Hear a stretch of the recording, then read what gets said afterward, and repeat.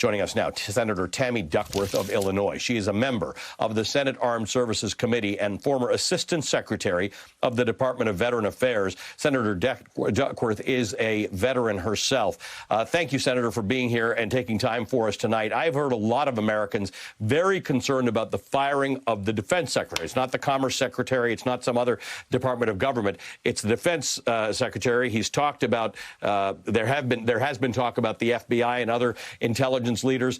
But you, having been a sworn member of the military, understand that the military doesn't work on the orders of the outgoing president. They follow the Constitution. Exactly. The oath that you swear when you join the military is to support and defend the Constitution from all enemies, foreign and domestic.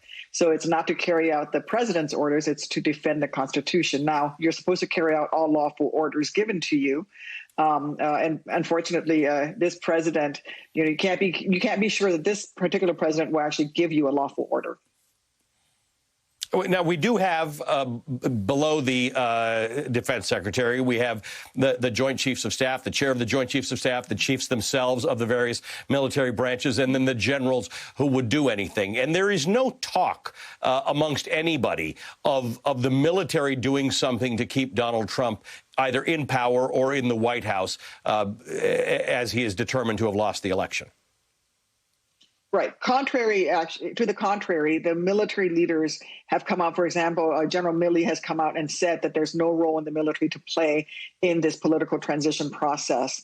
And he's made it very clear. And in my conversations with the various leaders, uniform leaders of the military, they have said the exact same thing. And in fact, I received a message from Secretary MacArthur, the Secretary of the Army, today saying that they will be in full support of the transition process, of peaceful and as smooth a transition process as possible.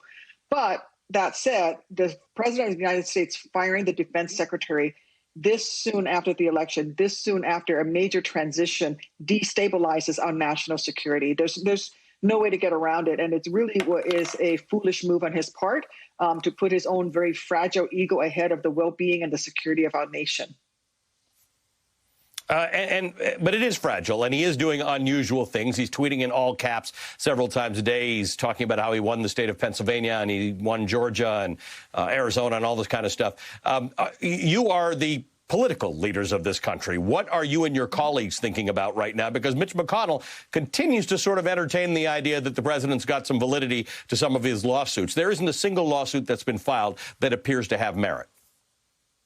That's true. And I am somewhat taken aback by the lack of my Republican colleagues to congratulate Joe Biden, the president-elect, or even to acknowledge and criticize the firing of Secretary Esper that occurred today. So my Republican colleagues are actually keeping quiet, and that silence is deafening. That silence is not good for our national security. That silence on the part of my colleagues is not good for our small d democracy.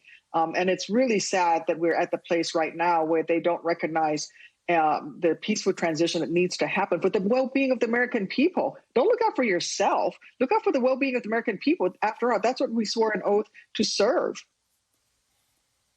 And yet, on the other side of it, and I have to credit the great producers on the Rachel Maddow show for talking about the fact that what Joe Biden and Kamala Harris are doing does strike one as radical normalcy. They are just forging ahead. They said they're going to deal with coronavirus as job number one. That's actually what they did. As we mentioned, there are no family members, there are no cronies, there are no TV commentators involved. It is just experts, and they are moving ahead. Is that the way to fight the strangeness of Donald Trump?